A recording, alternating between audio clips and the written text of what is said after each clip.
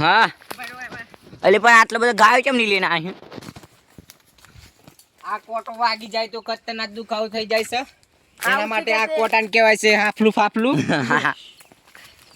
હા પાણી હોતા ચલો હેડો.